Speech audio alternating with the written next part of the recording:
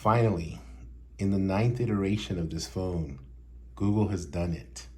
They have finally produced a phone that is on par with the best that Samsung and Apple have to offer. Now, I'm in the United States, so those are major players here. I can't speak for any other phones, particularly some of the Chinese phones, which, according to many reviews, are outstanding. But the Google Pixel 9 Pro XL is the best phone Google has ever produced. The build quality on this thing is on par with Samsung and Apple. It is a beautiful design. It's a beautiful phone. The display is amazing. It's on par with anything that either of those two companies do. The brightness is outstanding. The color is my favorite color I've ever had on a phone. I love this hazel, really like a subtle gray undertones. It's a really nice color. I don't know if the camera does it justice. I'm sure the porcelain and I'm sure the obsidian are just as nice. I really do like the obsidian color on my 8 Pro. But this feels sturdier. The 8 Pro is a good phone. And if you remember my 8 Pro review, if you've watched it, I said that I felt like Google's finally taking these things seriously. But there were a few nitpicks. There were a few things that were really basic things that they still needed to improve on. They've all been knocked out here. One was the fingerprint scanner. So the fingerprint scanner is on point now. No issues there at all. It works like, sorry about that, works like a charm. It never fails. Unless I myself just misplaced my thumb, but it's always on point. The call connectivity has not been an issue at all. The Bluetooth connectivity has not been an issue at all. Unlike on the 8 Pro, at times I would have those issues. And most importantly, the battery life. This thing easily gets me through the day. A couple of days, I ran it hard all day on 5G. I got down to like 15, 20%, but I was running it hard. It was when I first got the phone, and that included the setup. Most days, it's somewhere between 27, 28, and around 40% battery life. And I do navigating. I run it on 5G just to kind of see how much I can drain the battery. And the battery is now on par, again, with Apple and Samsung. So you're not going to have an issue with the battery life. So there's that. Again, the display is great. The other major thing is the Tensor G4. I know some people have made a big deal about the Tensor G4 not being quite Snapdragon or Apple A-chip capable. I'm not saying it necessarily runs as fast, but I don't have any issues with it at all. It does everything it needs to do. It's snappy. I've had no issues. The thing I do, I guess the most would be gaming. I've had no issues gaming. If you notice there, I'll go ahead and pop up this game here. If you notice there, I had a bunch of apps running in the background, so it's not been an issue at all. So, and this is a game I usually play, FC Mobile. If I put it on high graphics mode, it can eat up a lot of resources. I generally don't play it like that even on the iPhone because it will stutter the iPhone as well. But I don't have any issues. It doesn't stutter, it doesn't lag. I'll go ahead and play a quick game here. It's been really, really good. So the Tensor chip, I don't think is an issue. Now, does it run like DeX feature? Does it have a DeX mode? No, it doesn't. But it does good enough. Okay, so I'll go ahead and play a little bit and just to kind of show you, but it's on par with anything. I'll continue to talk about some of the other things. When I did run the battery, it was on 5G. I do navigating just so you kind of know what my use case is. I play a little of this game here, and this is the only game I really play, FC Mobile. Do all my emailing. This has been my main device. My main SIM card is in here. Do all my emailing. I do, just the calendar stuff, general stuff, looking at my appointments, my task manager, any banking I need to do. I go shopping, I use Google Pay. Google Pay works great.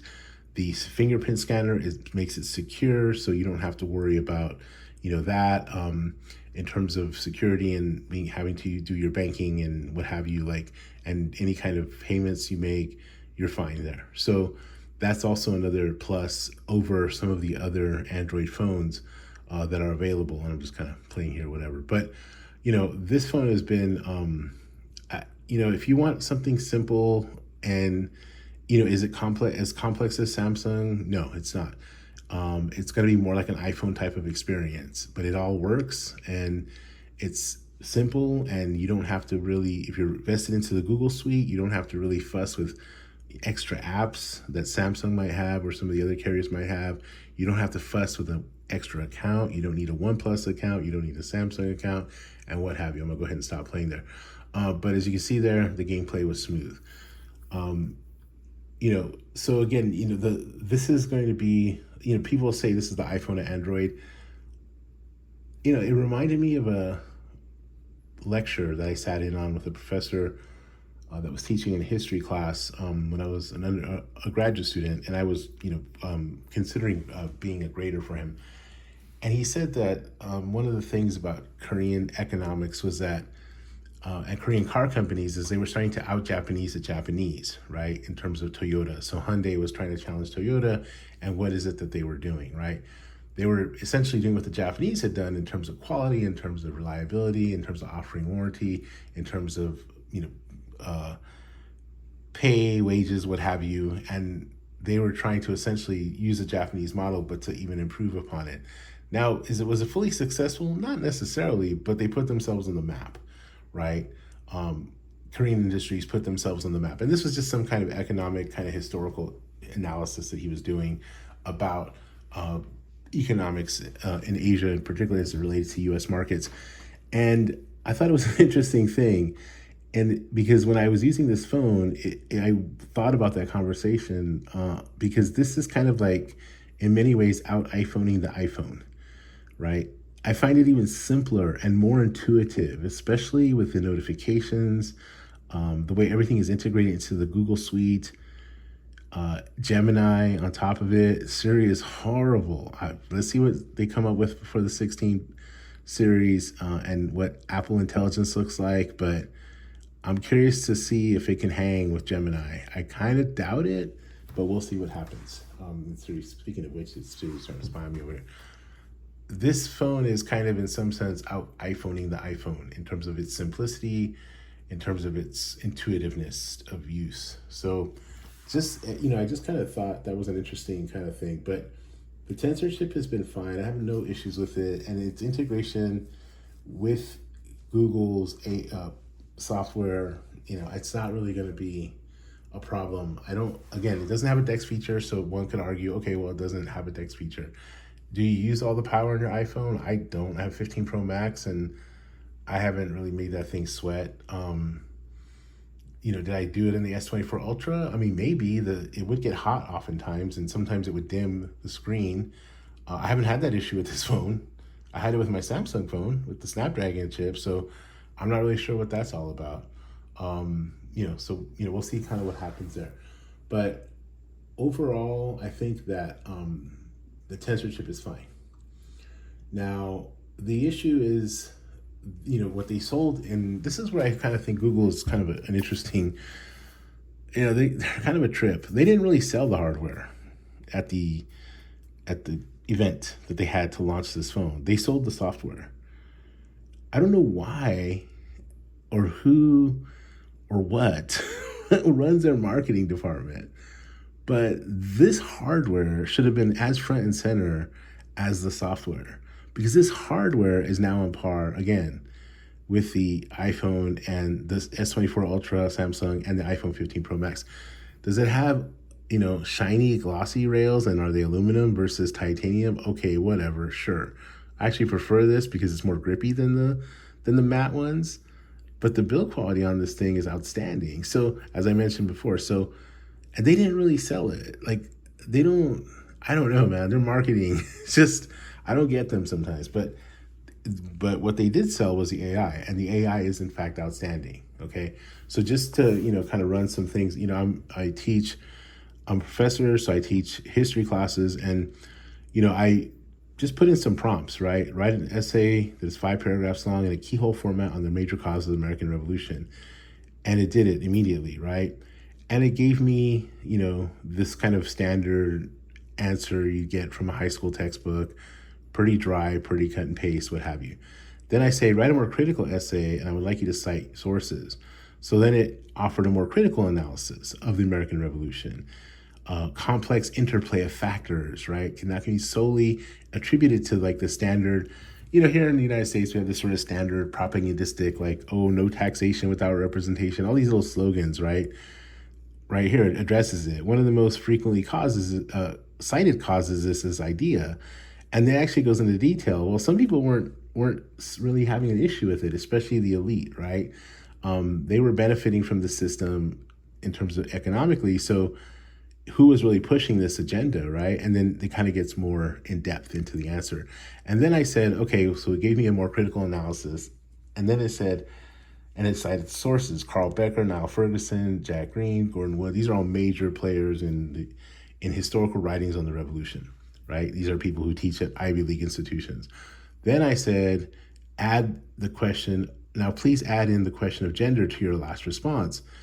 And then it started to discuss what it had offered prior as a critical analysis, and then it added in gender. So then it said, while women were excluded from formal political participation during the revolution, they played crucial roles in supporting the causes of independence.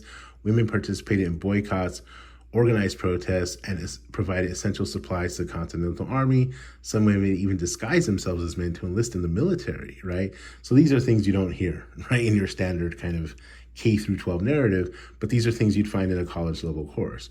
So then I'll go, and it cited sources. So it cited the same sources, then it added in Linda Kerber. Now add in the contributions of African Americans. Okay, so now we're going to add that. Now, including gender and African Americans. A revolution in question, a critical analysis of the American Revolution's causes, including gender and African Americans. The American Revolution, a pivotal event in world history. So now it talks about the African Americans who were enslaved, what does it get into, and what have you. Now, as an educator, I know a lot of people are afraid of this, but this is the future, okay? So there's no need to be afraid of it. The software here is amazing, and I'm just giving you one example of like a use case scenario that I would have, right? Making this question more nuanced. What I would do in the classroom is I would say, okay, let's, you've hopefully read some of the material. My students don't always read, but we're going to discuss this, and we're going to ask questions ourselves. We're going to come up with questions to ask in class, right?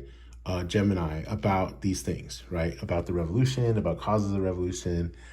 It talks, then it added in African Americans who were enslaved in large numbers during the revolution, played a crucial role. They escaped to British lines, hoping for freedom and better treatment. Others served as spies and guides for the Continental Army. Some even formed their own military units, okay? Talks about Rhode Island's regiment, 1st Regiment, and fought alongside white troops. So, now it's giving me a more nuanced answer. The software here is amazing, okay? And then added in another source, Henry Louis Gates, in addition to Kerber, Wood, Green, Ferguson, Hadley. So now, I have a full essay here that, my students like to turn in, but I would actually make them, okay, now, give me your own response to this response and tell me what you find that was good and what you find that was not necessarily as useful for our analysis of the revolution, right? This is just amazing. And I could do this, with my students in class, and this is what they were selling. And that's just something that I would do. I know other people have had other use cases online and other reviewers, but that's how it's effective for me. This is where it blows it away, right? In terms of Samsung, in terms of Apple, we'll see what Apple comes with. Could I do this on a Samsung phone? Sure, I can. It has Gemini, but the simplicity of all of this, and then just its integration with the Google Suite, and many of my students use Google, Suite. They use Google Docs and what have you. So everything is now, I can just simply share this, right? So this is really outstanding, right? It's not, it's something that kind of sets it apart from the other thing. The other thing is simply, too, like voice texting on this thing is amazing. Like that's one of the reasons why I have an Android device, and particularly a Google Pixel device as my main device, is because of the voice texting. It never makes mistakes. Now, is it recording everything? Maybe. It is what it is, right? We have no privacy anymore, but it doesn't make any mistakes. The voice texting is just amazing. Any kind of like interaction I have with the phone using my voice is always outstanding. And it never misses. I can't say that about Samsung or Apple's offerings. So, that's that. The software experience, so standard Google out iPhoning the iPhone in terms of simplicity, stock Android experience is where it's at for me. Now, what are the other things? Well, the other things to consider is the cost, right? The price of the phone. Are you comfortable paying whatever the cost is? Well, it's $10.99. Hopefully you took advantage of some of the trade-in offers early on. I traded my S24 Ultra for this phone at Best Buy. I got it free. In addition, I got $200 gift card on top of the phone on top of the phone. So basically they paid me $200 in Best Buy credit to take this off their hands for my S24 Ultra, which was an unlocked carrier model, and I got a completely unlocked phone here. I flipped that gift card to purchase a MacBook Pro that was 16-inch base model for $17.99 that I actually got for $15.99. So that even worked out even better for me. The 15 Pro Max is $11.99. It's $100 more, but it's 256 gigs. So one could argue that they're essentially the same price. The Samsung is $12.99. But with all the discounts, I've seen them as low as $850, $900, right? The trade-ins in Samsung, if you're a Samsung loyalist, are amazing. Is the S24 Ultra a better phone pound for pound? Probably, yeah. Is it the best phone for me personally? No, it's not. The Google Pixel is the best one for me. This one is so good that I intended to actually use this as sort of a secondary device. And the Fold was going to be, the 9 Pro Fold was going to be my main phone. This is so good that I'm really reconsidering that.